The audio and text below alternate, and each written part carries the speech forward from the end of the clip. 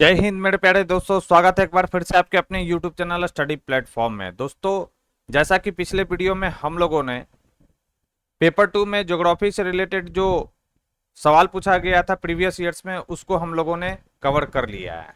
इसमें हम लोगों ने क्या दोस्तों कवर किया, तो 15/9/2023 को शिफ्ट 1 में ज्योग्राफी से रिलेटेड पेपर 2 में जो सवाल पूछा गया था दोस्तों बिहार स्टेट के एग्जाम में, उसको हम लोगों ने कवर कर लिया है। आज के इस वीडियो में हम लोग प्रैक्टिस सेट नंबर 1 और प्रैक्टिस सेट नंबर 2 को देखेंगे। यहाँ पर मैं आपको केवल जो है दोस्तों आंसर बताऊंगा, बाकी जो डिटेल है आप उसे पीडीएफ में देख लेंगे। और जिन लोगों को यूथ कंपटीशन टाइम्स का बुक खरीदना हो, चाहे वो जूलॉजी का हो, बॉटनी का हो, ज्योग्राफी का हो, हिंदी का हो, संस्कृत का हो, गणित का हो या विज्ञान का हो, तो उसका लिंक मैंने जो है दोस्तों डिस्क्रिप्शन बॉक्स में दे दिया है, तो आप वहां से जाकर उस बुक को परचेज कर सकते हैं। तो सबसे पहले आज हम लोग प्रैक्टिस सेट नंबर 1 को डिस्कस करेंगे।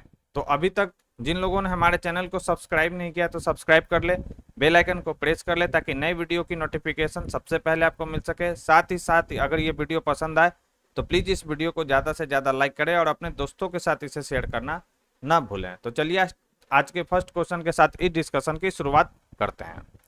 तो फर्स्ट हमारा क्वेश्चन है कि भारत के उत्तर पश्चिमी रेलवे क्षेत्र का मुख्यालय डैश में स्थित है। तो उत्तर पश्चिमी रेलवे का मुख्यालय कहाँ पर स्थित है, तो यह जो है कहाँ पर है, तो जयपुर में स्थित है। राइट आंसर हो जाएगा ऑप्शन ए। नेक्स्ट हमारा कथन और कारण से रिलेटेड सवाल है। कथन है कि नगर प्रकृति की उपज है, विशेषकर मानव प्रकृति की। ये ऐसा बोला जा रहा है, तो ये बिल्कुल कथन सही है कि नगर जो है प्रकृति की उपज है, विशेषकर मानव प्रकृति की।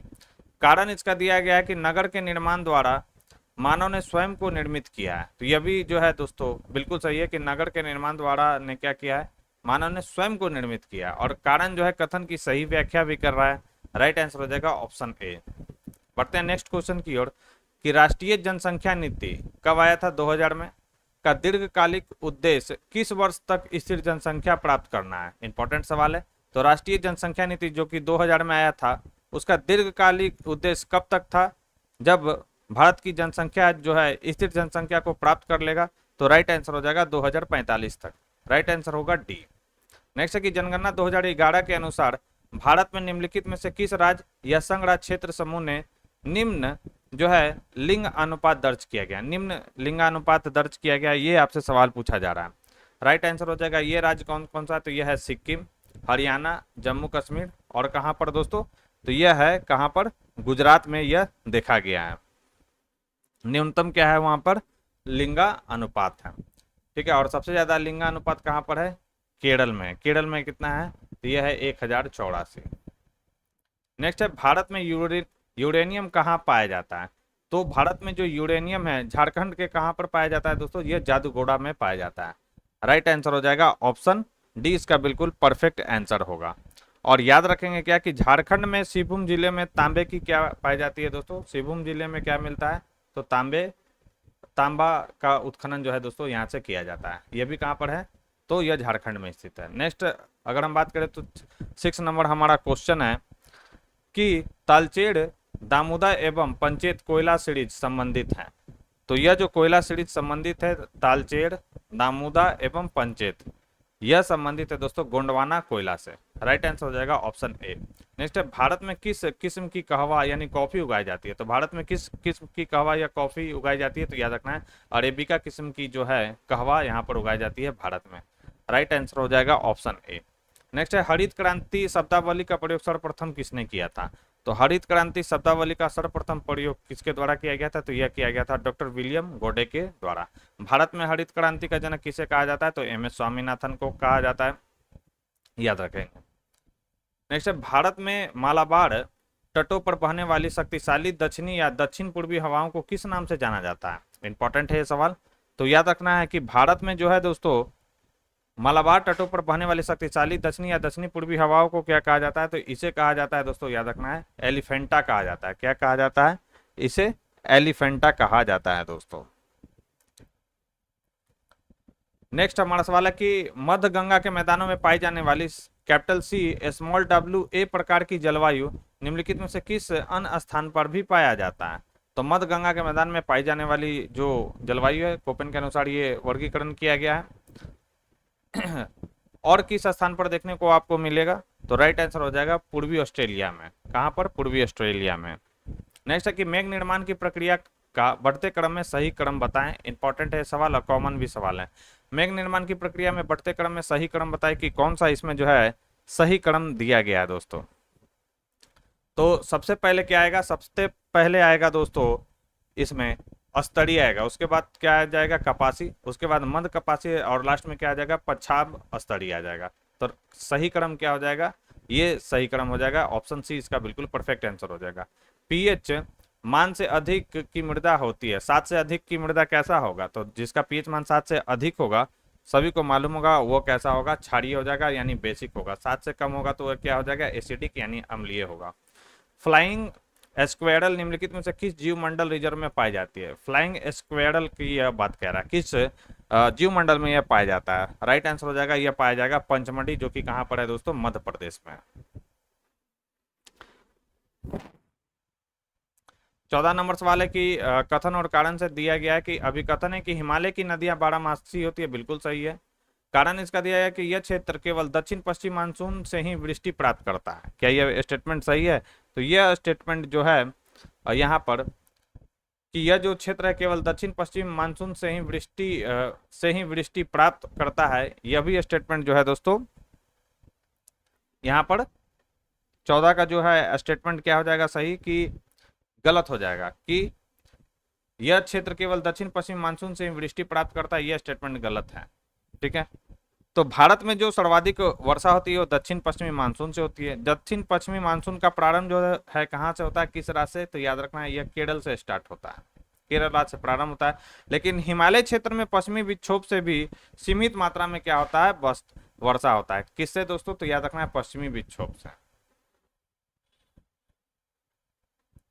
ठीक है। तो ये स्टेटमेंट हमारा केवल यहाँ पे लग गया सब कि दक्षिण पश्चिम मानसून से ही क्या होता है? यहाँ पर वर्षा होता है। ये ऐसा बात नहीं है, पश्चिमी विक्षोभ से भी यहाँ पर थोड़ा पर वर्षा होता है। तो अभी कथन सही है लेकिन कारण गलत है। तो ए सही है परंतु क्या है दोस्तों? आर असत्य है। नेक्स्ट है वर्षा की सर्वाधिक विरलता निम्नलिखित में से कहाँ पाई जाती है? तो वर्षा की जो सर्वाधिक विरलता है कहाँ पर पाया जाएगा? तो यह लेह में देखने को आपको मिलेगा। उत्तरी भारत में शीतकालीन वर्षा किन कारणों से होता है? इंपॉर्टेंट सवाल है। तो उत्तरी भारत में शीतकालीन जो वर्षा होता है वो पश्चिम से आने वाले चक्रवातों के कारण देखने को यहाँ पर आपको मिलता है दोस्तों, जिसे हम लोग किस नाम से जानते हैं? अभी मैंने बताया पश्चिमी विक्षोभ।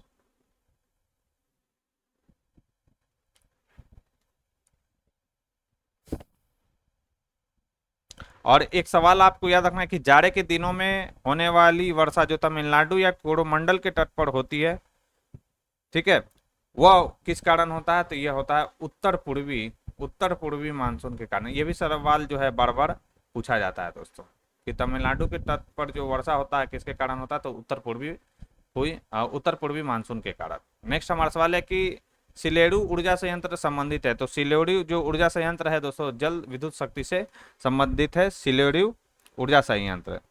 और ये जो है कहाँ पर है सिलेडू? तो याद रखना है यह आंध्र प्रदेश में है। कहाँ पर है? तो आंध्र प्रदेश में है। आंध्र प्रदेश के सिलेडू जिले में सिलेडू नदी पर यह बनाई गई है। आंध्र प्रदेश में एक सिलेडू नदी है, वहीं पर यह संयंत्र लगाया गया है, सिलेडू ऊर्जा संयंत्र। चलिए आगे बढ़ते हैं। भारत में अधोलिखित झीलों में से कौन प्रॉन मछली के उत्पादन के लिए जाने जाती है? प्रॉन मछली के उत्पादन के लिए कौन सा झीले जाना जाता है? तो राइट आंसर हो जाएगा चिल्का। कहाँ पर है? तो ये उड़ीसा में है। कहाँ पर है? तो ये उड़ीसा में है, चिल्का लेक। नेक्स्ट है कि सैलो की तालचर श्रृंखला संबंधित है। तो सैलो की जो तालचर श्रृंखला है वह संबंधित है दोस्तों किससे? तो राइट आंसर हो जाएगा निचली गोंडवाना से संबंधित है सैलो की तालचर श्रृंखला। नेक्स्ट है भारतवर्ष का कौन सा प्रदेश भारत के रूढ़ के नाम से जाना जाता है? तो भारत के रूढ़ के नाम से किसे जाना जाता है? तो छोटा नागपुर के पठार को भारत के हम लोग रूढ़ प्रदेश के नाम से इसे जानते हैं। रूढ़ कहाँ का है ये क्षेत्र? तो याद रखना है ओरिजिनल में ये कहाँ पर है? तो रूढ़ जर्मनी का। और भारत का रूढ़ किसे कहा जाता है? तो छोटा नागपुर के पठार को भारत का रूढ़ कहा जाता है। नेक्स्ट है भारत में होने वाली वर्षा का प्रमुख स्रोत निम्नलिखित में से कौन सा है? तो भारत में होने वाली वर्षा का प्रमुख स्रोत इसमें से कौन सा है? तो 21 की बात करें तो यह दक्षिणी पश्चिमी मानसून मुख्य वर्षा का जो स्रोत है दोस्तों यही है भारत में। राइट आंसर की बात करें तो इसका राइट आंसर ऑप्शन सी होगा। नेक्स्ट है 22 नंबर की ब्रह्मपुत्र नदी तीसरा नदी में शामिल होने के बाद किस नाम से जाना जाता है, किस नाम से जानी जाती है? जब ब्रह्मपुत्र नदी तीस्ता नदी में शामिल हो जाती है तो इसे किस नाम से जाना जाता है? तो इसे जमुना के नाम से हम लोग जानते हैं दोस्तों। राइट आंसर होगा ऑप्शन ए।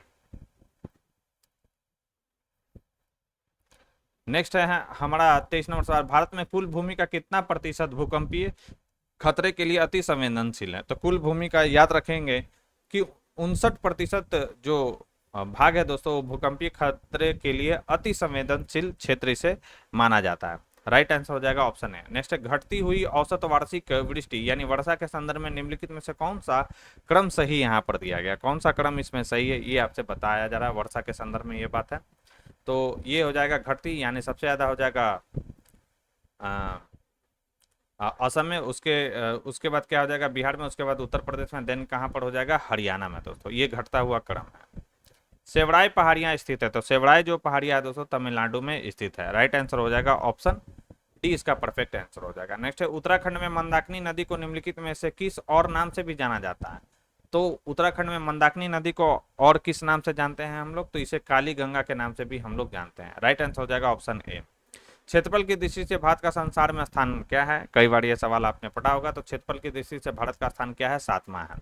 नेक्स्ट है, निम्नलिखित में से कौन सा शहर कर्क रेखा के पास स्थित है? तो कौन सा जो शहर है कर्क रेखा के पास स्थित है? राइट आंसर हो जाएगा कर्क रेखा। ये बोल रहा है कि कर्क रेखा के पास कौन सा स्थित है?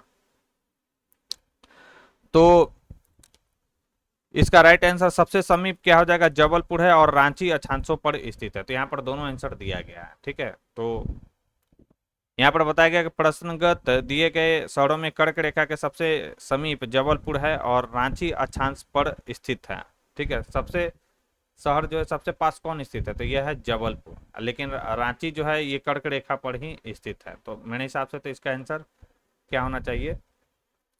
डी होना चाहिए, लेकिन इसका आंसर यूथ कंपटीशन टाइम्स में बी दे रहा है कि कर्क रेखा के सबसे समीप जबलपुर है और रांची जो है 23.5 डिग्री जो उत्तरी अक्षांश है उस पर ही स्थित है, ठीक है। अब पता नहीं क्या दे रहा है, देख लेंगे आप लोग पीडीएफ में इसको।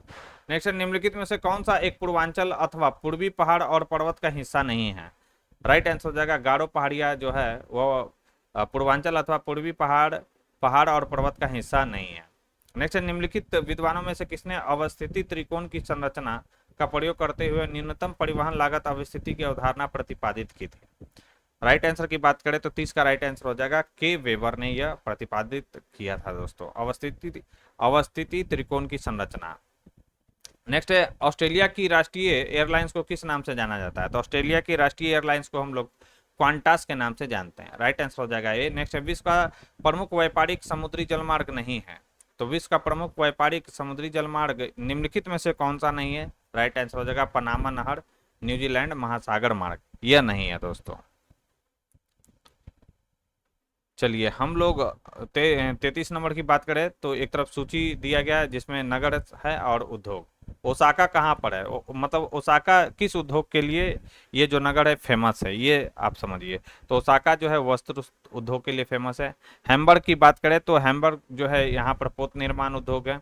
डेट्राइट में क्या होता है? मोटर गाड़ियाँ होती है। और पिट्सबर्ग में क्या होता है दोस्तों? लोहा तथा इस्पात उद्योग यहाँ पर है। ए का क्या हो जाएगा? 2, बी का 1, सी का 4 और डी का क्या हो जाएगा? 3। तो इस क्वेश्चन का राइट आंसर हो जाएगा 2143। 2143 किसमें? तो यह है ऑप्शन ए में। नेक्स्ट है, निम्नलिखित में से किसे संयुक्त राज्य अमेरिका का क्षेत्र परिवर्तन करने वाला उद्योग कहा जा सकता है? तो क्षेत्र परिवर्तन करने वाला उद्योग मोटर गाड़ी उद्योग को कहा जा सकता है। राइट आंसर हो जाएगा ऑप्शन सी।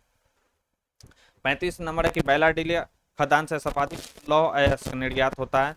तो कहाँ पर यह निर्यात होता है बैलाडीला खदान से? तो याद रखना जापान को सर्वाधिक जो है लौह अयस्क हम लोग क्या करते हैं? निर्यात करते हैं, एक्सपोर्ट करते हैं। राइट आंसर हो जाएगा ऑप्शन सी।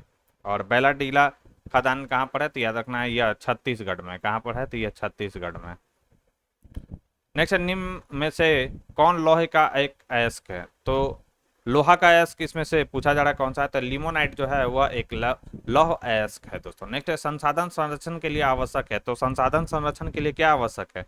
तो आवश्यक है दोस्तों उपयुक्त सभी, यानी मानव एवं संसाधनों के मध्य संतुलन स्थापित करना, संसाधनों का विवेकपूर्ण उपयोग, संसाधनों का विकास, ये संसाधन संरक्षण के लिए आवश्यक है। नेक्स्ट है कि सामूहिक कृषि की अवधारणा का प्रादुर्भाव की होगा। सामूहिक कृषि की अवधारणा का प्रादुर्भाव हुआ था, कब हुआ था?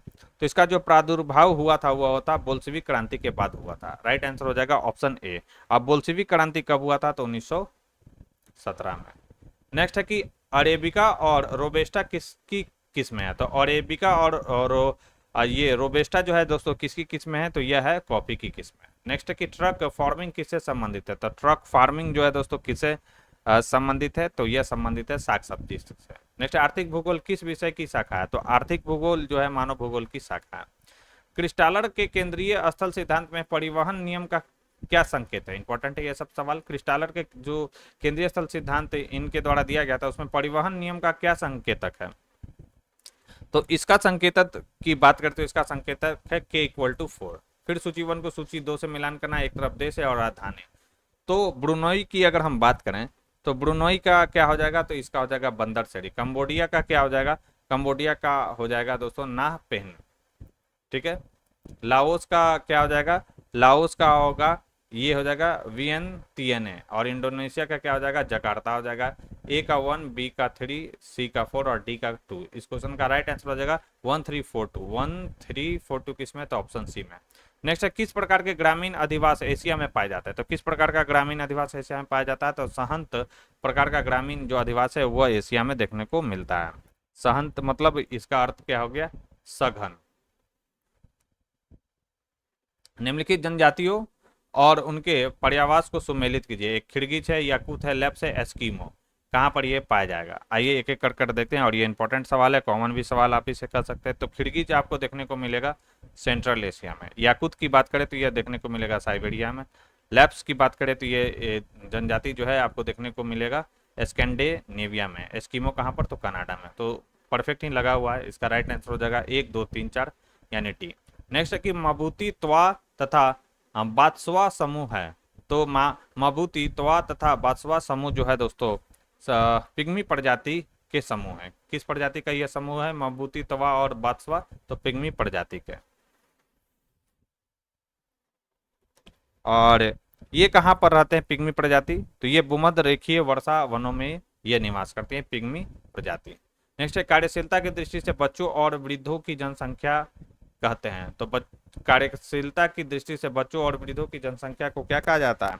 इसे कहा जाता है आश्रित जनसंख्या। नेक्स्ट है कि माल्थस के अनुसार किसी प्रदेश की जनसंख्या के 2 गुना होने में लगने वाला समय क्या है? ये सब इंपॉर्टेंट सवाल है दोस्तों, हाईलाइट कर लेंगे। तो किसी प्रदेश की जनसंख्या को 2 गुना होने में लगने वाला जो समय वह कितना है? तो यह है दोस्तों 25 वर्ष। नेक्स्ट है जनसंख्या आकार वर्ग तृतीयक शहर के अनुसार जनसंख्या डैश के बीच होना चाहिए। तो जनसंख्या जो है 20,000 से 49,999 के बीच होना चाहिए। राइट आंसर हो जाएगा ऑप्शन ए। निम्नलिखित में से कौन सा वातावरणीय निश्चयवाद में विश्वास रखते थे? वातावरणीय निश्चयवाद के समर्थक कौन थे? आप ये ऐसा भी कर सकते हैं। राइट आंसर हो जाएगा ये थे सी डार्विन थे, रेडजेल थे और कौन थे दोस्तों? सैंपुल थे। ये वातावरणीय निश्चयवाद में विश्वास रखते थे, जबकि हम्बोल्ट और ब्लॉच इसमें विश्वास नहीं रखते थे दोस्तों। राइट आंसर हो जाएगा ए, सी, डी। 51 नंबर सवाल है, सूची 1 को सूची 2 से मिलान करना, एक तरफ संकल्पना और प्रस्तावक। निश्चयवाद, निश्चयवाद के प्रस्तावक कौन थे? तो निश्चयवाद के प्रस्तावक थे एफ रेडजेल। ये सब सभी के सभी VVI याद रखेंगे। संभववाद के प्रस्तावक कौन थे? तो संभववाद के जो प्रस्तावक थे वो थे जे ब्रुन्स जो थे।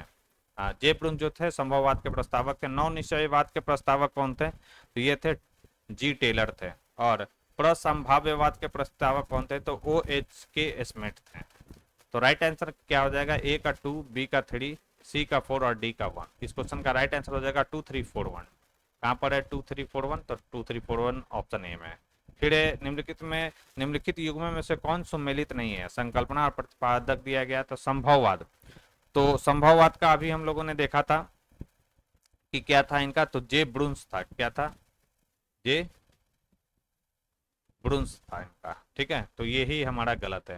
ह्यूमन इकोलॉजी यानी मानव पारिस्थितिकी के प्रतिपादक कौन थे? तो H बैरोस थे। बिल्कुल सही है। समावेशी पदानुक्रम सिद्धांत के F के फिल्ब्रिक थे। ये भी सही है। अंतरक्रिया मॉडल के आंद्रे एलिक्स थे। ये भी सही है। कौन गलत है? तो संभववाद। नेक्स्ट है निम्नलिखित में से किसने लेबेन सड़म की अवधारणा का प्रतिपादित किया था? तो लेबेन सड़म की अवधारणा का प्रतिपादन जो है किनके द्वारा किया गया था? तो ये याद रखना है, रेडजेल के द्वारा किया गया था। नेक्स्ट है कि ऊर्जा का पिरामिड सदैव होता है। तो ऊर्जा का पिरामिड जो है सभी को मालूम होगा, सदैव जो होता है सीधा होता है। ऊर्जा का पिरामिड जो होता है सदैव सीधा होता है, याद रखेंगे। नेक्स्ट है कि शक्ति संरचनाओं, पर्यावरण और आर्थिक असमानताओं के बीच संबंध को कहा जाता है। तो इसके संबंध को कहा जाता है राजनीतिक परिस्थितिकी, यानी शक्ति संरचनाओं, पर्यावरण और आर्थिक असमानताओं के बीच संबंध को राजनीतिक पारिस्थितिकी कहा जाता है। नेक्स्ट है ज्वारों की उत्पत्ति से संबंधित संतुलन सिद्धांत का प्रतिपादन निम्नलिखित में से किसने किया था। तो यानी ज्वार की उत्पत्ति से संबंधित संतुलन सिद्धांत किसने दिया था, तो यह दिया गया था दोस्तों किसके द्वारा, याद रखना है आइजक न्यूटन के द्वारा यह दिया गया था। इंपॉर्टेंट है ये सवाल। नेक्स्ट है निम्नलिखित में से कौन सी एक गर्म जल धारा है। तो गर्म जल धारा इसमें से कौन सा है, तो यह है दोस्तों कनारी की धारा, जो कि क्या है, एक गर्म जल धारा है। नेक्स्ट है अटलांटिक महासागर की औसत गहराई कितना है। तो अटलांटिक महासागर की औसत गहराई जो है 3900 मीटर है। नेक्स्ट है कि केमैन गर्त निम्नलिखित में से किस सागर में स्थित है। तो केमैन जो गर्त है दोस्तों वह कैरेबियन सागर में स्थित है। नेक्स्ट निम्नलिखित में से किस एक प्रकार की जलवायु संयुक्त राज्य अमेरिका में रॉकी पर्वत के पूर्व और पश्चिमी दोनों तरफ पाई जाती है। ये इंपॉर्टेंट है। तो रॉकीज पर्वत के पूर्व और पश्चिम दोनों तरफ में किस प्रकार की जलवायु आपको देखने को मिलेगा, तो याद रखना है स्टेपी जलवायु। सूची 1 को सूची 2 से मिलान करना, एक तरफ स्थानीय पवन और देश है, ये इंपॉर्टेंट है, कॉमन भी सवाल आप कर सकते हैं इसको। नार्वेस्टर कहाँ पर है, तो यह है कहाँ का, न्यूजीलैंड देश में। यामो की बात करें तो यामो कहाँ का है, तो यह है जापान का। फोन की अगर बात करें तो फोन कहाँ पर है, तो यह है स्विट्जरलैंड का। चीनूक कहाँ पर है, तो यूएसए का। राइट आंसर यूएसए मतलब स्थानीय पवन बहता है ये। ए का 2 हो जाएगा, बी का 4 हो जाएगा, सी का 1 और डी का 3। इस क्वेश्चन का राइट आंसर हो जाएगा 2413। 2413 किसमें, तो ये एक ही ऑप्शन में है, ऑप्शन बी में। भूमध्यसागरीय जलवायु की विशेषता क्या है, तो भूमध्यसागरीय जलवायु की विशेषता है शुष्क ग्रीष्मकाल, आर्द्र शीतकाल, यह भूमध्यसागरीय जलवायु की विशेषता है। भूमध्य रेखा पर ट्रोपोपॉज की ऊंचाई होती है। तो भूमध्य रेखा पर ट्रोपोपॉज की जो ऊंचाई है दोस्तों वह 17 से 18 किलोमीटर होती है। नेक्स्ट है ओजोन की माप से संबंध परिभाषिक शब्दों की पहचान करें। परिमाप से संबंधित परिभाषिक तो याद रखना डॉप्सन से इसके ओजोन की परत को मापा जाता है। और कौन सा है एक, तो याद रखना है स्पेक्ट्रोफोटोमीटर से। तो ये दोनों है जो ओजोन के मापक हैं। राइट आंसर हो जाएगा ए और बी, केवल इसका राइट आंसर हो जाएगा। ठीक है, तो पायरोमीटर से क्या होता है और प्लानीमीटर से क्या होता है, ये आप मुझे कमेंट बॉक्स में लिखकर बताएंगे दोस्तों। नेक्स्ट है निम्नलिखित में कथन और तर्क से रिलेटेड ये सवाल दिया गया। क्या है सवाल, पढ़ते हैं एक एक करके। तो सवाल है कि बड़खान का पवनोन्मुखी ढाल तीव्र होता है, ये कथन बोला गया है। और तर्क दिया गया कि बड़खान के शिखर पवन दिशा को इंगित करते हैं। क्या ये स्टेटमेंट कथन सही है और इसका तर्क गलत है, मत सॉरी कथन क्या सही है और क्या तर्क इसकी सही व्याख्या कर रहा है। तो याद रखना है बड़खान का पवनोन्मुखी ढाल जो होता है तीव्र नहीं होता है, पहला आपको ये याद रखना है। इसका तर्क बिल्कुल सही दिया गया है कि बड़खान के शिखर जो है पवन दिशा को क्या करते हैं दोस्तों, इंगित करते हैं। तो स्टेटमेंट गलत है और जो इसकी व्याख्या दिया गया वो सही है। राइट आंसर हो जाएगा डी।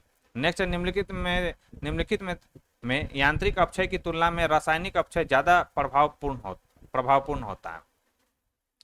तो इसका राइट आंसर क्या हो जाएगा, इसका राइट आंसर हो जाएगा डी। शीतोष्ण क्षेत्र में क्या होता है, यांत्रिक अपक्षय की तुलना में रासायनिक अपक्षय ज्यादा प्रभावपूर्ण होता है। नेक्स्ट है कि जब तनाव के कारण भूखंड पर दो समानांतर दरारें पड़ती हैं तथा मध्यवर्ती भाग के दोनों ओर के भूखंड नीचे धस जाते हैं तथा मध्य भाग खड़ा रहता है, तो उसे कहते हैं। तो इसे क्या कहा जाता है, ये इंपॉर्टेंट है। और तो इसे कहा जाता है दोस्तों भ्रंशोत्थ पर्वत कहा जाता है। क्या कहा जाता है, भ्रंशोत्थ पर्वत इसे कहा जाता है।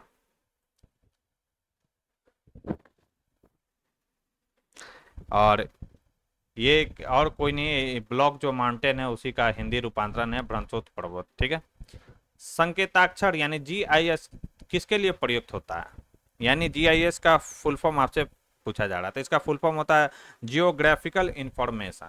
ठीक है, जियोग्राफिकल क्या होता है, इंफॉर्मेशन होता है। तो 68 का राइट आंसर क्या हो जाएगा, डी, क्योंकि कोई भी इसका नहीं है। तो जियोग्राफिकल इंफॉर्मेशन सिस्टम जो होता है यह जीआईएस का पूर्ण रूप है, जियोग्राफिकल इंफॉर्मेशन सिस्टम यानी भौगोलिक सूचना प्रणाली। तो राइट आंसर हो जाएगा डी। नेक्स्ट है मौसम विज्ञान संबंधी प्रथम उपग्रह था। तो मौसम विज्ञान संबंधी प्रथम जो उपग्रह था उसका नाम क्या था, ये पूछा गया। तो यह था दोस्तों TIROS-1, ठीक है, यानी TIROS-1। ये इसका फुल फॉर्म क्या होता है, तो television and infrared operational satellite. और ये कब छोड़ा गया था, तो नासा के द्वारा ये छोड़ा गया था 1960 में। नेक्स्ट है निम्नलिखित में से कौन सा मानचित्र प्रक्षेप को अंडाकार होमोलोग्राफिक प्रक्षेप भी कहा जाता है। होमोलोग्राफिक प्रक्षेप किस कहा जाता है, किस मानचित्र प्रक्षेप मतलब प्रोजेक्टाइल को। तो राइट आंसर इसका बात करें तो इसका राइट आंसर 70 का क्या हो जाएगा, तो ये हो जाएगा मालविड प्रक्षेप को। नेक्स्ट है किस अक्षांश की वास्तविक लंबाई भूमध्य रेखा की आधी होती है। किस अक्षांश की, भूमध्य रेखा का आधा किस अक्षांश का होगा, तो राइट आंसर हो जाएगा 60 डिग्री का। नेक्स्ट है दक्षिण अमेरिका के मुर्दार पर्वत का उदाहरण कौन सा। दक्षिण अमेरिका के मुर्दार पर्वत का उदाहरण इसमें से है दोस्तों एंडीज पर्वत कहाँ का है, तो दक्षिण अमेरिका का, और यह मुर्दार पर्वत का उदाहरण है। नेक्स्ट भूकंप की कौन सी तरंग तरल माध्यम से गुजरने के दौरान से अपरिवर्तित हो जाती है। तरल माध्यम यानी लिक्विड फेज से जब ये गुजरता है तो अपरिवर्तित रहता है, ये ऐसा सवाल है, तो यह है पी तरंग है।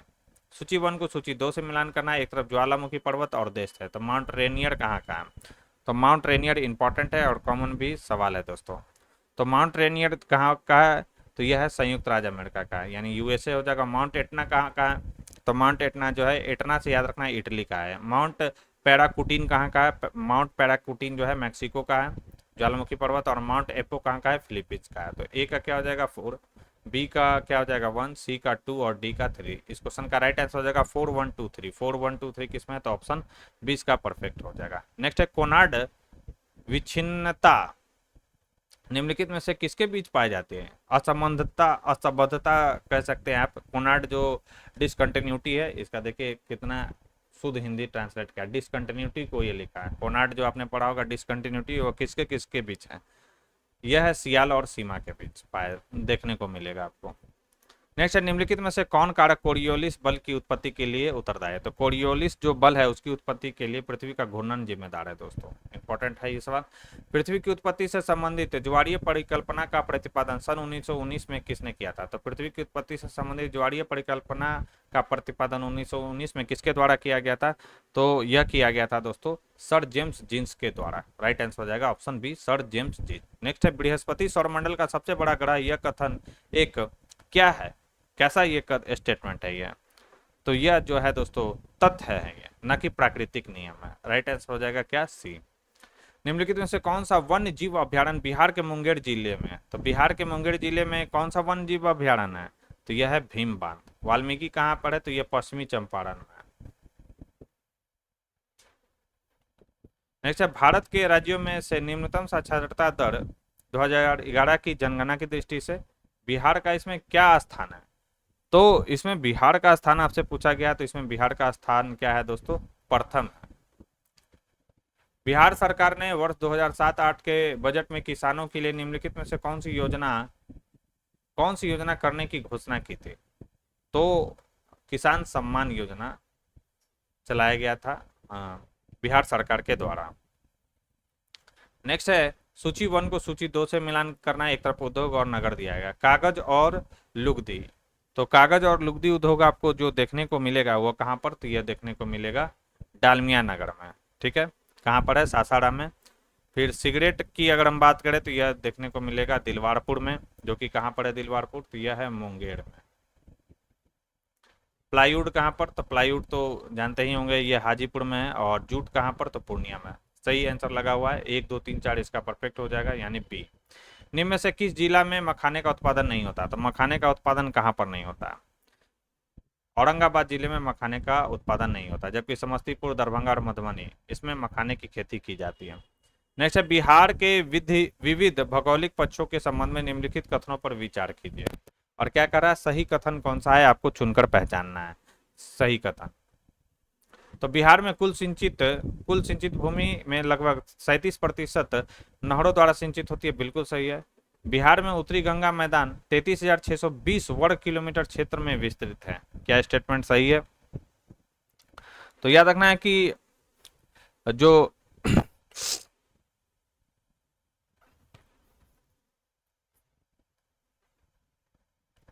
तो उत्तरी जो गंगा मैदान है दोस्तों, वह 56,980 वर्ग किलोमीटर क्षेत्र में विस्तृत है। तो ये स्टेटमेंट हमारा गलत है। किशनगंज और पश्चिमी चंपारण बिहार में सर्वोच्च वार्षिक वर्षा प्राप्त करते हैं, बिल्कुल सही है। बिहार में राष्ट्रीय राजमार्गों की कुल लंबाई 2461 किलोमीटर है, यह भी स्टेटमेंट सही है। राइट आंसर हो जाएगा ऑप्शन डी। नेक्स्ट है, बिहार में निम्न हिस्सों में से कौन सा हिस्सा भूतात्विक दृष्टि से अपेक्षाकृत पुराना है? तो यह खड़गपुर की जो पहाड़ियां है वह भूतात्विक दृष्टि से जो है दोस्तों अधिक पुराना है। 85 का राइट आंसर हो जाएगा सी। और इसका खड़गपुर की पहाड़ियों का विस्तार कहाँ कहाँ पर है? तो यह जमुई और कहाँ पर? मुंगेर में। नेक्स्ट है, बिहार के कौन से 3 जिले पश्चिम बंगाल सीमा पर स्थित है?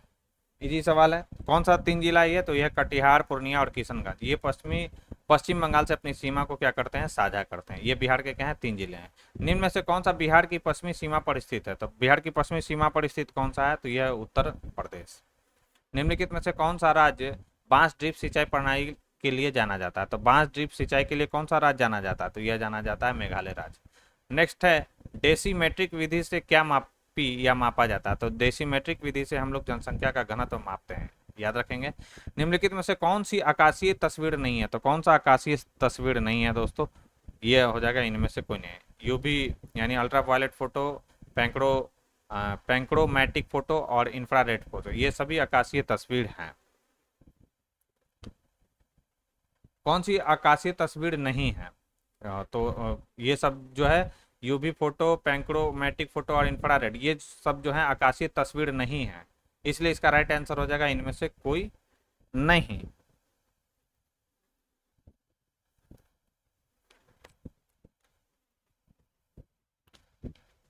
चलिए तो याद रखेंगे, यूवी फोटो, पैंक्रोमैटिक फोटो, इंफ्रारेड, ये जो है आकाशीय तस्वीर नहीं है दोस्तों, इसलिए इसका राइट आंसर क्या हो जाएगा डी। नेक्स्ट है, निम्नलिखित में से ग्लोब के बारे में क्या सही है? ग्लोब के बारे में पूछा जा रहा है, कौन सा स्टेटमेंट इसमें से सही है? तो यह पृथ्वी का एक वास्तविक प्रतिरूप है, बिल्कुल सही है। ये काल्पनिक रेखाएं वे काल्पनिक रेखाएं शामिल नहीं होती जिनका उपयोग स्थिति का पता लगाने के लिए किया जाता है, यह स्टेटमेंट ग्लोब के बारे में गलत है। ग्लोब प्रदेशों, महाद्वीपों और महासागरों को उनके वास्तविक आकार में नहीं दिखाया जाता है, यह भी जो है दोस्तों 91 का बिल्कुल सही है, यानी ए और सी इसका परफेक्ट होगा। अवधि के आधार पर खतरों को 2 प्रमुख श्रेणियों में विभाजित किया गया, निम्नलिखित में से कौन सा सही ढंग से सुमेलित है? छोटी अवधि का खतरा टोर्नेडो, लंबी अवधि का खतरा हिमस्खलन, कौन सा स्टेटमेंट सही है? राइट आंसर हो जाएगा केवल एक सही है। छोटी अवधि का खतरा किससे होता है? टोर्नेडो से होता है। 92 का राइट आंसर क्या हो जाएगा? Option D. 93 नंबर सवाल है कि खमसिन क्या है? खमसिन आपसे पूछा जा रहा है, तो खमसिन एक स्थानीय पवन है, खमसिन। और यह जो है उत्तरी अफ्रीका एवं अरब में गर्म, शुष्क एवं रेतीली खमसिन जो है दोस्तों हवाएं जो चलती है उसे क्या कहा जाता है? खमसिन कहा जाता है। नेक्स्ट है, कौन सा जोन क्षोभ मंडल यानी ट्रोपोस्फियर को समताप मंडल से अलग करता है? कौन सा जोन? तो यह दोस्तों ट्रोपोपोज, इंपॉर्टेंट है। ट्रोपोपोज जो जोन है क्षोभ मंडल को क्या है दोस्तों? समताप मंडल से अलग करता है। नेक्स्ट है, महाद्वीपीय जल सीमा तथा गर्त समुद्र मैदान के बीच फैले क्षेत्र को डैश के रूप में जाना जाता है। अच्छा सवाल है ये। तो महाद्वीपीय जल सीमा तथा गर्त समुद्र मैदान के बीच वाले क्षेत्र को क्या कहा जाता है? तो इसे कहा जाता है दोस्तों महाद्वीपीय ढाल कहा जाता है। क्या कहा जाता है? महाद्वीपीय ढाल। स्थिर अनुपातिक सिद्धांत द्वारा महासागरीय जल लवणता की गणना के लिए निम्नलिखित लवणों में समानता किसको लिया जाता है? तो इसमें समानता किसको लिया जाता है? तो इसमें समानता जो है दोस्तों लिया जाता है क्लोरीन को। भूविज्ञान में वे वलन जिनमें एक वलन के 2 अंगों के बीच का कोण एक न्यून कोण होता है डैश कहलाते हैं। तो यह क्या कहलाता है दोस्तों? तो यह कहलाता है बंद लवन कहलाता है। नेक्स्ट है, अपरदन द्वारा चट्टान के टुकड़ों का छोटा होना निम्नलिखित प्रक्रमों में से किनके द्वारा होता है? तो अपरदन के द्वारा चट्टानों के टुकड़ों का छोटा होना निम्नलिखित प्रक्रमों में से किनके द्वारा होता है? तो यह होता है दोस्तों सन्नी घर्षण के द्वारा। ठीक है। नेक्स्ट है, अम्लीय मैग्मा में सिलिका का प्रतिशत कितना होता है? तो अम्लीय मैग्मा में सिलिका का जो प्रतिशत होता है यह कितना होता है? उच्च होता है दोस्तों। क्या होता है? उच्च होता है। और प्रैक्टिस सेट का लास्ट सवाल है हमारा कि युगों के भूवैज्ञानिक कालक्रम पर आदिमानव का आगमन कब हुआ था। तो आदिमानव का जो आगमन हुआ था वह अत्यंत नूतन काल में हुआ था। राइट आंसर हो जाएगा सी। तो ये थी हमारी प्रैक्टिस सेट नंबर 1। तो वीडियो पसंद आ रही हो दोस्तों तो वीडियो को लाइक और शेयर करना ना भूलें। जो लोग हमारे चैनल से पहली बार जुड़े तो चैनल को सब्सक्राइब कर ले, बेल आइकन को प्रेस कर ले ताकि नई वीडियो की नोटिफिकेशन सबसे पहले आपको मिल सके। और हाँ, अगर इस बुक को परचेज करना चाहते हैं या बिहार स्टेट के अदर बुक को भी परचेज करना चाहते हैं जैसे गणित का, साइंस का, सोशल साइंस का, हिंदी का, संस्कृत का, इंग्लिश का, जूलॉजी का, बॉटनी का, तो उन सब का लिंक जो है मैंने डिस्क्रिप्शन बॉक्स में दे रखा है। आप वहां से जाकर उस बुक को क्या कर सकते हैं, परचेज कर सकते हैं दोस्तों। तो चलिए अब हम बढ़ते हैं नेक्स्ट सेट की ओर। आप देख सकते हैं इसका पूरा सॉल्यूशन यहाँ पर दिया गया डिटेल में, आप वहां से देख लेंगे। फिलहाल हम लोग नेक्स्ट सेट की ओर बढ़ते हैं जो कि है हमारा प्रैक्टिस सेट नंबर 2।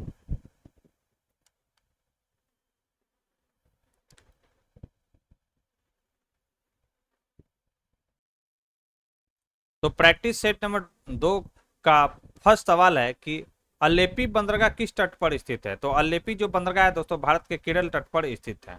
अगर बात करें भारत की कुल तटीय रेखा की लंबाई यानी मुख्य भूमि और जो द्वीप समूह है उसके तटरेखा को अगर शामिल कर दें तो इसका लंबाई कितना है ये याद रखना है, 7516.6 किलोमीटर है, ये याद रखेंगे। और अलेपी बंदरगाह कहाँ पर स्थित है, तो केरल में स्थित है। नेक्स्ट है भारतीय विमानपत्तन प्राधिकरण यानी AAI का गठन कब हुआ था। तो इसका जो गठन है दोस्तों कब किया गया था, तो इसका गठन जो है किया गया था, याद रखेंगे क्या, इसका गठन किया गया था अप्रैल 1995 में। राइट आंसर हो जाएगा ऑप्शन डी। नेक्स्ट है कि 2011 की जनगणना के अनुसार निम्न में से किस राज्य में महिला कार्य सहभागिता दर सबसे कम थी। तो 2011 की जनगणना के अनुसार निम्न में से किस राज्य में महिला कार्य सहभागिता की दर सबसे कम थी, तो उस राज्य का नाम है दोस्तों वह है पंजाब। नेक्स्ट है 2011 की जनगणना के आंकड़ों के अनुसार साक्षरता दर के अवरोही क्रम में निम्नलिखित राज्यों को लिखें। साक्षरता दर यानी सबसे अवरोही क्रम में पूछ रहा है, अवरोही यानी सबसे पहले ज्यादा साक्षरता दर क्या है किस राज्य में, उसके बाद किस में, उसके बाद किस में, ऐसा आपको सजाना है। तो अगर बात करें तो सबसे ज्यादा साक्षरता दर कहाँ पर है, केरल में। उसके बाद कहाँ पर है, हिमाचल प्रदेश। उसके बाद हरियाणा। और यहाँ पर इन सभी में बात करें तो उड़ीसा में सबसे कम है। तो 4 का राइट आंसर क्या हो जाएगा, सी हो जाएगा, ABCD। सूची 1 को सूची 2 से मिलान करना महत्वपूर्ण खान है और संबंधित खनिज। तो बेलाडीला में क्या मिलेगा, बेलाडीला में आपको देखने को मिलेगा एक लॉ एस की खाने हैं यहाँ पर। झारखंड के जादूगोड़ा में हम लोगों ने प्रैक्टिस सेट नंबर 1 में देख लिया है, यूरेनियम की खाने हैं यहाँ पर। खेतरी जो है तांबे के लिए फेमस है और कोलार जो है सोना के लिए फेमस है। कहाँ पर है कोलार, तो कर्नाटक में। तो A का 3 हो जाएगा, B का 1 हो जाएगा, C का खेतरी कहाँ पर है, राजस्थान में, याद रखेंगे।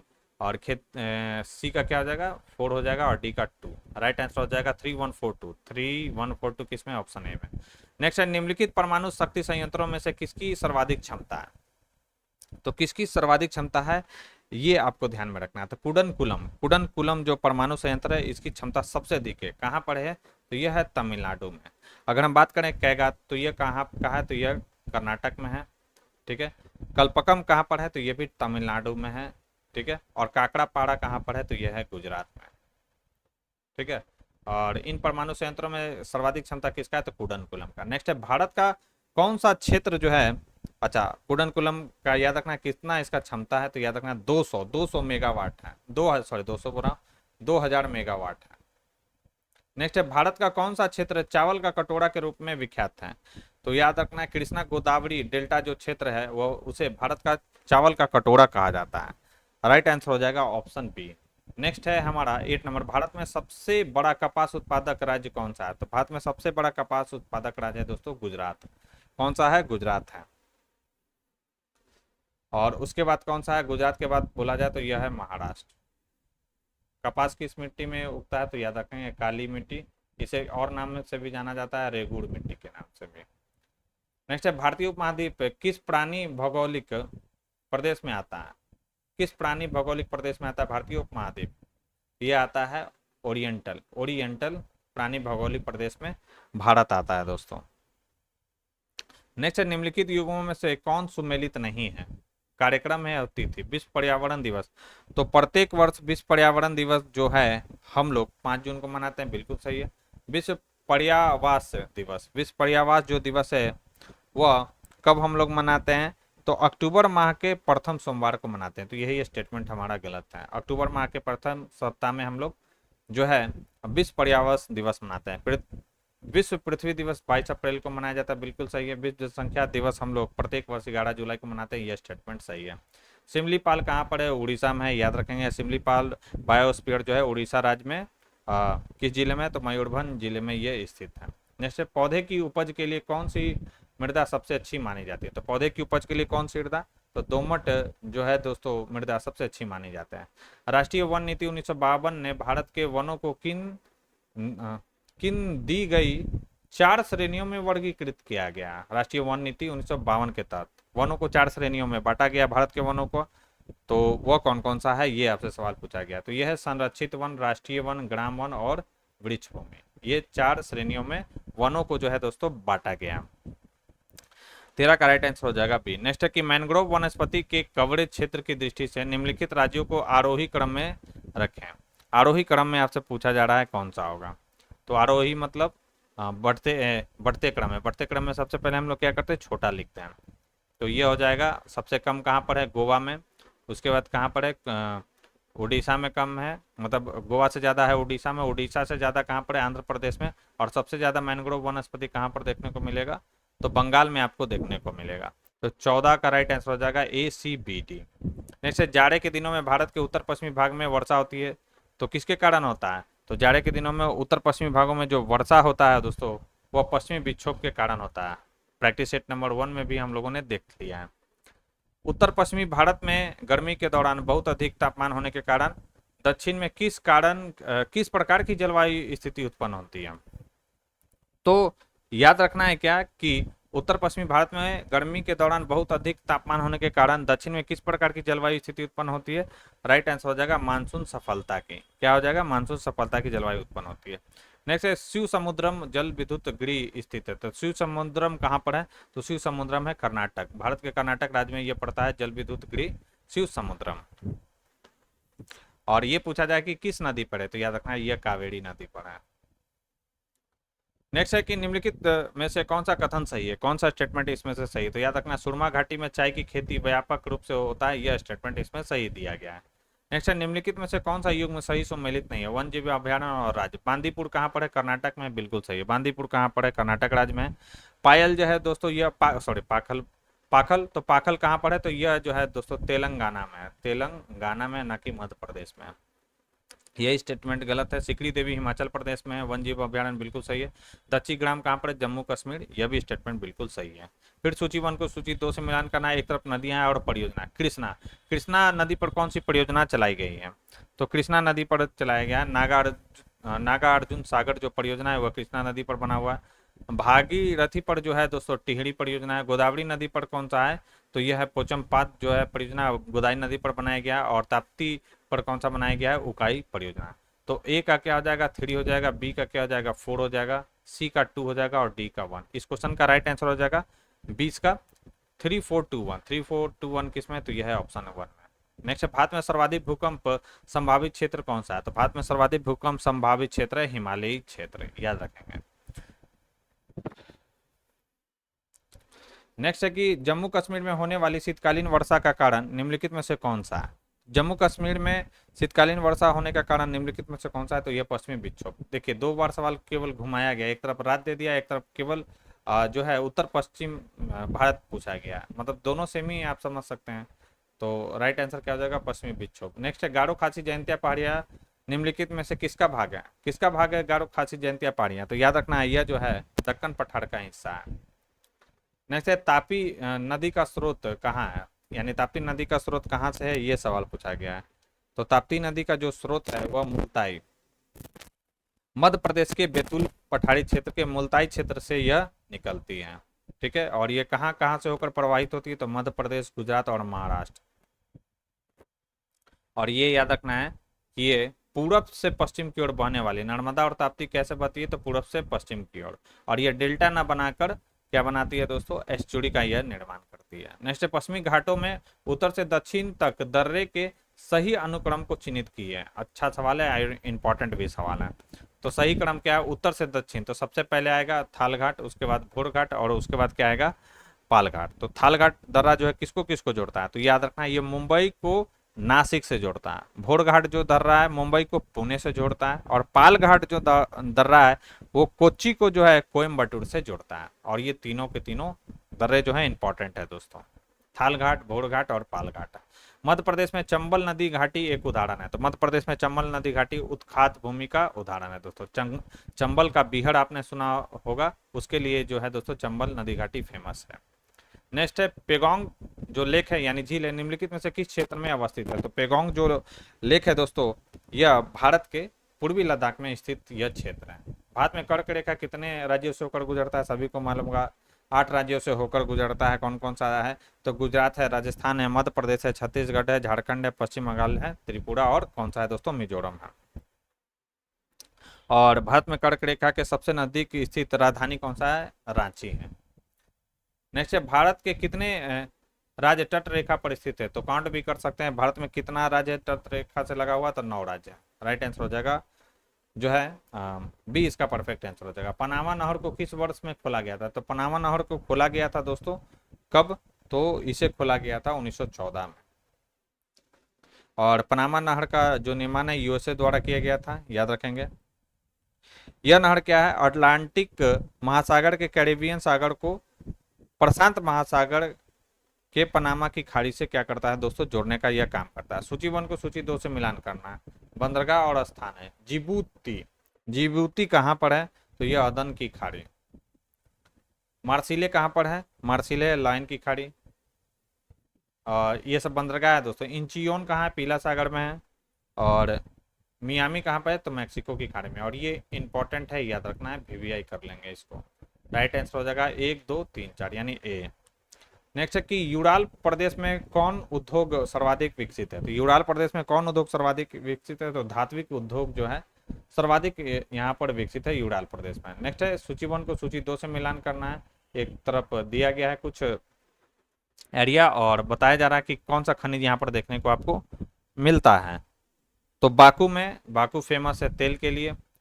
कुछ बास जो बेसिन है वह कोयला खनन उत्खनन के लिए फेमस है। यूराल जो है, यूराल किसके लिए फेमस है, तो यह खनिज लोहा के लिए फेमस है। और पूर्वी साइबेरिया जो है किसके लिए फेमस है, तो हीरा के लिए यह फेमस है। तो ए का तो 4 हो गया, बी का 3 हो जाएगा, सी का 2 और सी का 2 और डी का 1। इस क्वेश्चन का राइट आंसर हो जाएगा 4 3 2 1। 4 3 2 1 किसमें, तो ऑप्शन ए में।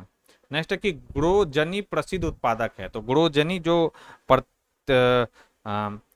प्रसिद्ध उत्पादक है, किसके लिए ग्रोजनी फेमस है, ये सवाल पूछा गया। तो यह पेट्रोलियम के लिए फेमस है ग्रोजनी। और यह जो है किसका हिस्सा है, तो यह विखंडित सोवियत संघ का एक भाग है जो काकेकस पर्वत के उत्तर एवं कैस्पियन तथा काला सागर के मध्य स्थित है। यह पेट्रोलियम का प्रमुख उत्पादक क्षेत्र है ग्रोजनी। नेक्स्ट है कौन सा देश यूरेनियम का प्रमुख उत्पादक है। तो यूरेनियम का जो प्रमुख उत्पादक है वह कौन सा देश है, तो यह है दोस्तों कजाकिस्तान। राइट आंसर हो जाएगा बी। नेक्स्ट है निम्नलिखित युग्मों यानी कृषि प्रकार, एक तरफ कृषि प्रकार दिया गया और दूसरी तरफ देश, और कौन सा सम्मिलित नहीं है ये आपको पहचानना है। आइए देख लेते हैं। तो पशुचारण जो है अर्जेंटीना में किसी प्रकार, यहाँ का कृषि का प्रकार क्या है, अर्जेंटीना का पशुचारण में, बिल्कुल सही है। व्यापारिक दुग्ध पशुपालन यह नीदरलैंड का कृषि प्रकार है, क्या यह सही है, यह भी स्टेटमेंट सही है। व्यापारिक बागानी कृषि यह मलेशिया का जो है कृषि का प्रकार है, यह भी सही है। सूडान का याद रखना है कि भूमध्य सागरीय कृषि नहीं है। ये कहाँ का है भूमध्य सागरीय कृषि, तो ये याद रखेंगे दक्षिण अफ्रीका। कहाँ का, दक्षिण अफ्रीका। तथा दक्षिण अफ्रीका का जो दक्षिण पश्चिमी भाग है वहां पर की जाती है भूमध्य सागरीय कृषि, न कि सूडान में। तो ये स्टेटमेंट गलत है हमारा। बाजरे की खेती के लिए वर्षा की आवश्यक सीमा कितनी होनी चाहिए। तो बाजरे की खेती के लिए वर्षा की आवश्यक सीमा कितना होना चाहिए, तो 50 सेंटीमीटर से 72 सेंटीमीटर वर्षा की आवश्यक सीमा होनी चाहिए बाजरे की खेती के लिए। राइट आंसर हो जाएगा सी। नेक्स्ट है कि विटलसी ने बृहद स्तर पर विश्व को कितने कृषि क्षेत्रों में विभाजित किया है। अच्छा सवाल है, 38 नंबर को वीवीआई कर लेंगे। तो कितने प्रदेशों में इनके द्वारा बांटा गया था, तो 13 क्षेत्रों में इनके द्वारा बांटा गया था।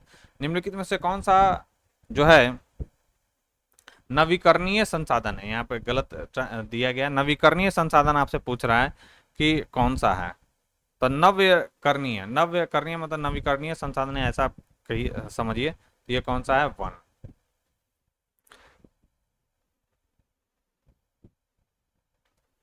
ठीक है, तो नव्यकरणीय संसाधन ये सब तो जो है कोयला, खनिज तेल, प्राकृतिक, ये सब तो कभी ना कभी समाप्त हो जाएगा। वन्य, ये नव्यकरणीय संसाधन है जिनका पुनर्निर्माण किया जा सकता है। निम्नलिखित में से किसने सर्वप्रथम फसल संयोजन विधि तैयार की थी? तो सर्वप्रथम फसल संयोजन जो विधि है किसके द्वारा तैयार किया गया था? तो वीवर के द्वारा यह तैयार किया गया था। होंगो नदी गिरती है, तो होंगो जो नदी है दोस्तों कहाँ पर गिरता है? तो चिहली की खाड़ी में यह जाकर गिरता है, होंगो नदी। होंगो जो नदी है कुनलुन पर्वत की सारिंग नौर एवं औरिंग नीर झीलों से निकलकर चीन सागर यानी प्रशांत, चीन सागर कहाँ है? प्रशांत महासागर में, चिहली की खाड़ी में यह गिरता है, होंगो नदी। नेक्स्ट है, भारत के किस प्रदेश में विकीर्ण अधिवास पाया जाता है? तो भारत के किस प्रदेश में विकीर्ण अधिवास पाया जाता है? तो पहाड़ी प्रदेश में। सूची 1 को सूची 2 से मिलान करना। 43 नंबर में अनुसूचित जाति और राज्य दिया गया। तो मजहबी कहाँ पर पाया जाएगा? आइए देखते हैं एक एक करके हम लोग। तो मजहबी देखने को मिलेगा, यह जो जाति है पाई जाता है अनुसूचित जनजाति पंजाब में। राजवंशी आपको देखने को मिलेगा पश्चिम बंगाल में। मडिगा की बात करें तो यह देखने को मिलेगा आंध्र प्रदेश में। और महार कहाँ पर है? तो महाराष्ट्र में। तो ए का क्या हो जाएगा? 3, बी का 4, सी का क्या हो जाएगा? 1 और डी का क्या हो जाएगा? 2। तो इस क्वेश्चन का राइट आंसर हो जाएगा 3412। 3412 किस में है? तो यह है ऑप्शन डी में। नेक्स्ट, निम्नलिखित में से किस कालखंड में वर्तमान अंतर हिम युग प्रारंभ हुआ? तो किस कालखंड में हिम युग जो है प्रारंभ हुआ था? तो 10,000 वर्ष पूर्व। नेक्स्ट, मानव प्रजाति है, तो मानव जो प्रजाति है दोस्तों वह शारीरिक लक्षणों के आधार पर वर्गीकृत मानव समुदाय है, मानव प्रजाति। नेक्स्ट है, प्रवास का गतिशीलता संक्रमण सिद्धांत किसने प्रतिपादित किया था? तो प्रवास का जो गतिशीलता सिद्धांत है दोस्तों वह किसके द्वारा प्रतिपादित किया गया था? तो जेलेंस्की के द्वारा यह प्रतिपादित किया गया था। नेक्स्ट, निम्नलिखित में से कौन सा राजनीतिक धार्मिक प्रवास है?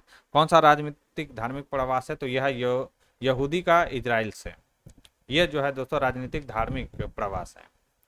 कथन, अभिकथन और कारण से रिलेटेड सवाल दिया गया 48 नंबर। आइए एक एक करके हम लोग देखते हैं। तो प्रवास अभिकथन है कि प्रवासन का आयु संरचना पर सीधा प्रभाव पड़ता है, बिल्कुल सही है। और ये जो है कारण इसका कि प्रवासन आयु चयनात्मक की ओर ध्यान देना जिसका अर्थ है कि 15 से 30 वर्ष की आयु समूह के लोग छोटी तथा बड़ी आयु समूह के लोगों की तुलना में अधिक गतिशील होता है। कारण भी इसका सही है और कारण जो है अभिकथन की सही व्याख्या भी कर रहा है, इसलिए इसका 48 का राइट आंसर क्या हो जाएगा? B.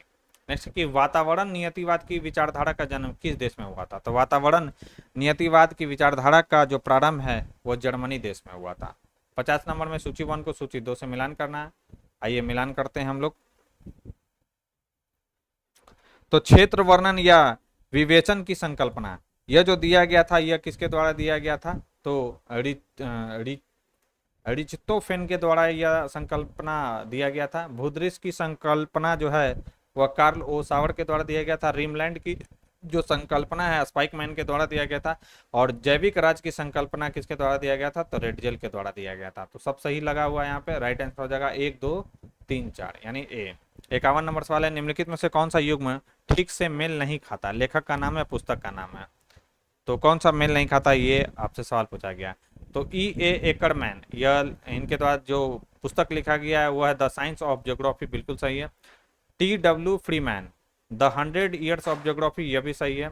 R E Dickinson, problems of geography, यह भी सही लिखा गया पुस्तक।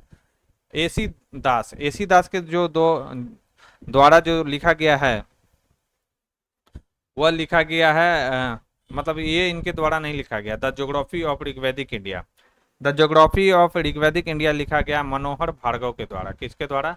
तो मनोहर, यह लिखा गया मनोहर भार्गव के द्वारा, ना कि एसी दास के द्वारा। इसलिए इसका राइट आंसर क्या हो जाएगा? डी इसका परफेक्ट आंसर होगा। नेक्स्ट, निम्नलिखित में से किस भूगोलवेता ने परिमाणात्मक क्रांति को गृह युद्ध का नाम दिया था? तो कि कौन से वो भूगोलवेता थे जिन्होंने परिमाणात्मक क्रांति को गृह युद्ध का नाम दिया था? राइट आंसर की बात करें तो राइट आंसर इसका हो जाएगा डेडले स्टाम्प ने। नेक्स्ट, जैव मंडलीय पारिस्थितिकी तंत्र में ऊर्जा के प्रवाह के विषय में निम्न कथनों में से कौन सा एक सही नहीं है? सही नहीं कौन सा है ये आपको पहचानना है। तो बढ़ते पोषण स्तरों के साथ ऊर्जा की सापेक्षिक क्षति कम हो जाती है, यह स्टेटमेंट इसमें सही नहीं है। में, जबकि ऊर्जा प्रवाह एक दिशी होती है। कई बार हम लोग देख चुके हैं। बढ़ते पोषण स्तरों के साथ ऊर्जा का सापेक्षिक ह्रास बढ़ता है, 10% घटता जाता है, पढ़े हैं हम लोगों ने। बढ़ते पोषण स्तरों के साथ प्रजातियां आहार ऊर्जा का उपभोग करने में अधिक दक्ष होती हैं, बिल्कुल सही है। संपोषित विकास की अवधारणा किस वर्ष में प्रकाश में आई? संपोषित विकास की जो अवधारणा किस वर्ष में प्रकाश में आई थी? तो यह आया था दोस्तों 1992 में। सूची 1 को सूची 2 से मिलान करना है। ग्रहों की जननिक स्थितियां और परिणामी ज्वार भाटा। तो सूर्य और चंद्रमा पृथ्वी के केंद्र पर समकोण की स्थिति में क्या हो जाएगा? जब सूर्य और जब चंद्रमा दोनों समकोण पर होंगे तो उस समय जो आएगा, कैसा ज्वार आएगा, ये आप समझ सकते हैं। तो उस समय एकदम लघु ज्वार आएगा। सूर्य, चंद्रमा और पृथ्वी एक सीधी रेखा में, तो उस समय कैसा आएगा? तो उस समय एकदम दीर्घ ज्वार आएगा।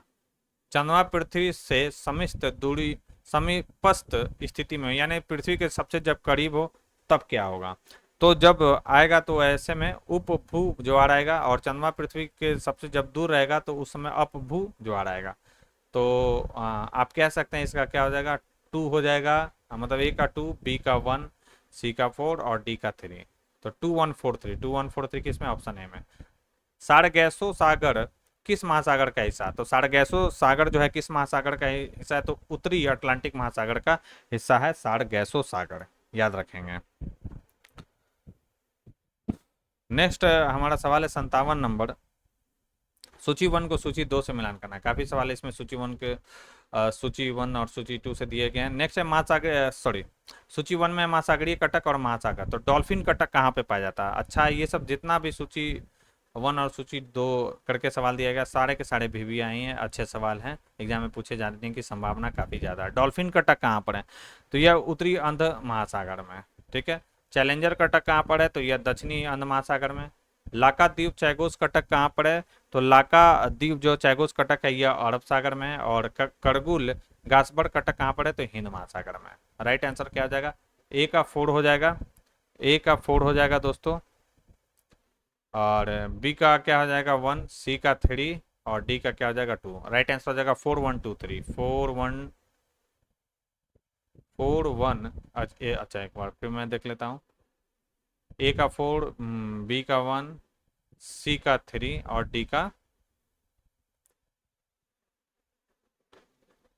का हिंद महासागर, ठीक तो है। ए का 4, बी का चैलेंजर कटक 4 1, हाँ 3 या 2, ठीक तो है। राइट आंसर हो जाएगा 4 1 3 2, सॉरी।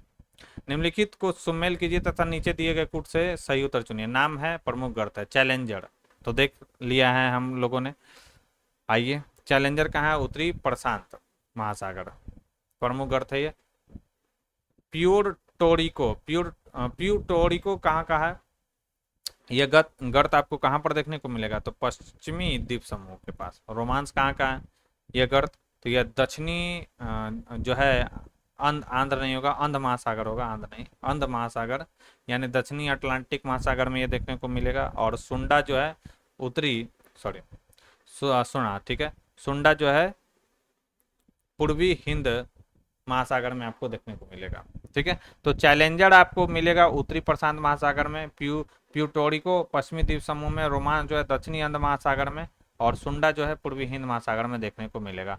ए का 4 हो जाएगा, बी का 1 हो जाएगा, सी का 2 और डी का 3। 4 1 2 3 होगा इसका राइट आंसर। 4 1 2 3 किसमें? ऑप्शन डी में। फिर सूची 1 को सूची 2 से मिलान करना। नाम है, कोपेन जलवायु प्रकार है BWH।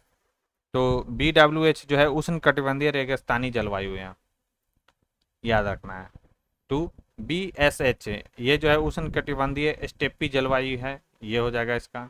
BWK क्या हो जाएगा? तो BWK हो जाएगा मध्य अक्षांशीय शीत रेगिस्तानी जलवायु। तो मध्य अक्षांशीय शीत रेगिस्तानी जलवायु इसका हो जाएगा। और BSK किसका हो जाएगा? तो मध्य अक्षांशीय शीत स्टेपी जलवायु हो जाएगा। तो 2 1 4 3 इसका क्या हो जाएगा? Right answer. 2 1 4 3 किसमें? तो ऑप्शन ए में। तो 59 का राइट आंसर ऑप्शन ए होगा। फिर अभिकथन और कारांश है। दक्षिणी गोलार्ध अभिकथन दिया गया है कि दक्षिणी गोलार्ध का अधो ध्रुवीय निम्न दाब करीब करीब सतत है, ये सही। ये क्या स्टेटमेंट सही है? बिल्कुल सही अभिकथन कि दक्षिणी गोलार्ध का जो अधो ध्रुवीय निम्न दाब करीब करीब क्या है? सतत है। कारण दिया गया है कि दक्षिणी गोलार्ध में उत्तरी गोलार्ध की तुलना में भूखंड क्या है दोस्तों? कम है, यह भी कारण इसका सही दिया गया, और ऐसा इसलिए होता है दोस्तों कि जो अधो ध्रुवीय निम्नदाब है वो करीब करीब क्या है, सत्य है। तो कारण अभिकथन की सही व्याख्या भी कर रहा है। राइट आंसर हो जाएगा ऑप्शन ए। नेक्स्ट, निम्न में से कौन ताप व्युत्क्रम में योगदान नहीं देता? तो ताप व्युत्क्रम में कौन सा योगदान नहीं देता? तो मेगा आच्छादित आकाश जो है वह ताप व्युत्क्रम में योगदान नहीं देता, जबकि दीर्घ ठंडी रात, हिमाच्छादित सतह और शांत जो वायु है वह ताप व्युत्क्रम में योगदान देता है। नेक्स्ट है, सर्वाधिक पार्थिव उष्मा के विकिरण के कारण निम्नलिखित में से किस पृथ्वी की विकिरण खिड़की किसे पृथ्वी की विकिरण खिड़की कहा जाता है? तो किसे पृथ्वी की विकिरण खिड़की कहा जाता है? तो ऊंची पहाड़ियां या पर्वत को पृथ्वी की विकिरण खिड़की कहा जाता है। नेक्स्ट है, क्षोभ मंडल में ऊंचाई बढ़ने पर सामान्यतः ताप ह्रास दर कितना होता है? दर पूछा गया, रेट पूछा गया आपसे कि कितना होता है क्षोभ मंडल में जब ऊंचाई बढ़ता है तब। 63 का राइट आंसर हो जाएगा 6.5 डिग्री सेल्सियस पर क्या हो जाता है, प्रत्येक अगर 1000 मीटर की ऊंचाई पर हम जाते हैं तो 6.5 डिग्री सेल्सियस का तापमान गिरावट देखने को मिलता है क्षोभ मंडल में। नेक्स्ट, निम्न में से किस भू आकृति का निर्माण हिमानी अपर्दन से नहीं हुआ? तो हिमानी अपर्दन से किसका निर्माण नहीं हुआ? राइट आंसर हो जाएगा ड्रमलिन का जो निर्माण है वो हिमालय अपर्दन, हिमानी जो है दोस्तों हिमानी अपर्दन के कारण नहीं हुआ, बल्कि यह किसका परिणाम है? तो यह हिमानी निक्षेपण किसका है? तो हिमानी निक्षेपण का परिणाम है। जबकि अपर्दन का क्या है? सड़क है, नुनाटक है और हॉर्न है। नेक्स्ट, निम्न में से किसने कहा था कि स्थलाकृति संरचना प्रक्रम एवं अवस्था का फल है? तो यह कहा गया था WM डेविस के द्वारा। नेक्स्ट, निम्नांकित में से कौन सा स्थल रूप भ्रंश द्वारा नहीं बनता? तो भ्रंश द्वारा कौन सा जो है असल स्वरूप नहीं बनता है? 66 का राइट आंसर हो जाएगा नापे नहीं बनता, जबकि ग्रेबन, हॉस्ट और भ्रंश घाटी ये सब जो है भ्रंश द्वारा बनता है दोस्तों। ठीक है, और नापे को क्या कहा जाता है? तो ग्रीवा लैंड आप कह सकते हैं इसको। यह जो है वलन क्रिया से बनता है, वलन क्रिया से। नेक्स्ट है, फर्स्ट मौसम की दशा, शुद्ध सस्य क्षेत्र, बढ़ने का मौसम इत्यादि एक साथ प्रदर्शित किया जा सकता है। तो याद रखना है एग्रोग्राफ में इसे प्रदर्शित किया जा सकता है। नेक्स्ट है, कार्टोग्राफी के निम्नलिखित विधियों में से किस में अंतर्वेशन का प्रयोग किया जाता है? तो किस में अंतर्वेशन का प्रयोग किया जाता है? तो सम्मान रेखा विधि में। नेक्स्ट है, निम्नलिखित को सुमेलित करे तथा सही उत्तर का चयन कीजिए। एक तरफ सूची 1 है विमा और सूची 2 है क्या? आरेख या विधि। तो 69 की अगर हम बात करें तो 69 का क्या हो जाएगा, आइए हम देख लेते हैं। एक विमीय है, आरेख या विधि क्या है? तो यह पिरामिड आरेख। द्विविमीय यानी 2 डायमेंशनल, इसका क्या हो जाएगा? तो यह हो जाएगा वृत्त आरेख। त्रिविमीय क्या हो जाएगा यानी 3 डायमेंशनल क्या हो जाएगा? तो ये हो जाएगा गोलीय आरेख। और विमा रहित कौन सा हो जाएगा? तो बिंदु विधि। तो ए का क्या हो जाएगा 2, बी का 3, सी का 4 और डी का 1। इस क्वेश्चन का राइट आंसर हो जाएगा 2 3 4 1। 2 3 4 1 किसमें? तो ऑप्शन डी में। भूमध्य रेखा पर देशांतर की दूरी डैश है। तो भूमध्य रेखा पर देशांतरों की बीच की दूरी कितना है दोस्तों? तो यह है 111.32 किलोमीटर। इंपॉर्टेंट है और ये कॉमन सवाल भी है। सूची 1 को सूची 2 से मिलान कीजिए। टेक्टोनिक प्लेट और अवस्थिति, ये भी मोस्ट बीबीआई सवाल है। ये बीपीएससी ट्री 4.0 के लिए बहुत ज़्यादा इंपॉर्टेंट है। नाजका प्लेट कहाँ पर देखने को मिलेगा? तो यह नाजका जो प्लेट है वो आपको दक्षिण अमेरिका और प्रशांत प्लेटों के बीच यह अवस्थित है। अस्कोटिया प्लेट, अस्कोटिया जो प्लेट है दोस्तों वह दक्षिण अमेरिकी प्लेट के दक्षिण में, दक्षिण अमेरिकी प्लेट के दक्षिण में यह स्थित है। कोकस प्लेट, तो कोकस जो प्लेट है वो कैरिबियन और प्रशांत प्लेटों के बीच स्थित है। और जुआन डी फूका जो प्लेट है प्रशांत और उत्तरी अमेरिकी प्लेटों के बीच स्थित है। तो ए का क्या हो जाएगा 2, बी का 3, सी का 1 और डी का 4। तो इस क्वेश्चन का राइट आंसर हो जाएगा 2 3 1 4। 2 3 1 4 किसमें है? तो ऑप्शन डी में। 1913 में किसने एक भूकंप की तरंगों का विश्लेषण कर पूरा पृथ्वी के केंद्र की त्रिज्या का निर्धारण किया था? तो 1913 में किसने एक भूकंप की तरंगों का विश्लेषण कर पूरा पृथ्वी के केंद्र की त्रिज्या का निर्धारण किया था? तो ये कौन थे? तो ये जो थे दोस्तों ये थे गुटेनबर्ग थे, बेनो गुटेनबर्ग थे। नेक्स्ट, तरल अवस्था में निकेल और लोहे से बनी पृथ्वी की सबसे भारी और सबसे आंतरिक परत को क्या कहा जाता है? तो इसे कहा जाता है दोस्तों नीफे कहा जाता है। मौसम परिवर्तन दर दिन के समय और रात के समय की अवधि में भिन्नता निम्न कारण से होती है। तो यह जो देखने को मिलता है पृथ्वी का उसकी धुरी पर घूर्णन के कारण मौसम में परिवर्तन और दिन के समय और रात के समय की अवधि में भिन्नता देखने को मिलता है पृथ्वी की अपनी धुरी पर घूर्णन के कारण। नेक्स्ट, निम्नलिखित में से किस काल में भूमि की सतह पर पौधे की उत्पत्ति और उपनिवेशीकरण शुरू हुआ था? किस काल में हुआ था भूमि भूमि की सतह पर पौधे की उत्पत्ति और उपनिवेशीकरण की शुरुआत? यह हुआ था सिल्यूरियन तथा डिवोनियन काल में। नेक्स्ट, सूर्य के चारों ओर शनि ग्रह की परिक्रमण अवधि कितने वर्ष है? शनि का परिक्रमण अवधि आपसे पूछा गया सूर्य के चारों ओर, यह है 29.46 वर्ष।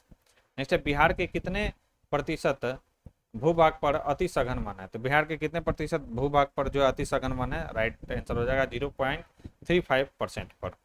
भारतीय जनगणना 2011 के अनुसार निम्न राज्यों में से किस एक में जनसंख्या का घनत्व सर्वाधिक है? तो बिहार राज्य में है। कितना जनसंख्या घनत्व है? 1106 है। सबसे कम जनसंख्या घनत्व कहाँ पर है? तो अरुणाचल प्रदेश में, याद रखेंगे। बिहार में पहली चीनी मिल स्थापित हुई थी। तो बिहार में पहली जो चीनी मिल लगाई गई थी वह मरहौड़ा में लगाया गया था दोस्तों। कब लगाया गया था? कहाँ पर है मरहौड़ा? तो यह सारण में है। और ये यहाँ पर चीनी मिल कब लगाया गया था? तो 1904 में। जैसे बिहार के कौन से दो स्थान पेय पदार्थ और प्लास्टिक उद्योग के लिए अलग अलग से जाने जाते हैं? राइट आंसर हो जाएगा गया व कटिहार। गया और कटिहार जो है ये इसका राइट आंसर हो जाएगा। जो गया जो है पेय पदार्थ के लिए जाना जाता है और कटिहार जो है प्लास्टिक उद्योग के लिए क्या है दोस्तों? फेमस है ये। त्रिवेणी नहर में किस नदी से पानी होता है? तो गंडक नदी से त्रिवेणी नहर में क्या आता है? पानी आता है। राइट आंसर हो जाएगा 81 नेक्स्ट है, निम्नलिखित झीलों में से कौन सी बिहार में स्थित है? तो कौन सी झील जो है बिहार में स्थित है? ये सवाल पूछा गया। तो अनुपम जो झील है वो बिहार में स्थित है दोस्तों। और अनुपम झील कहाँ पर है? तो यह बिहार के कैमूर, जिसे हम लोग भभुआ के भी नाम से जानते हैं, कैमूर जिले में स्थित है। पट यानी अंचल यानी पट रीजन अवस्थित है।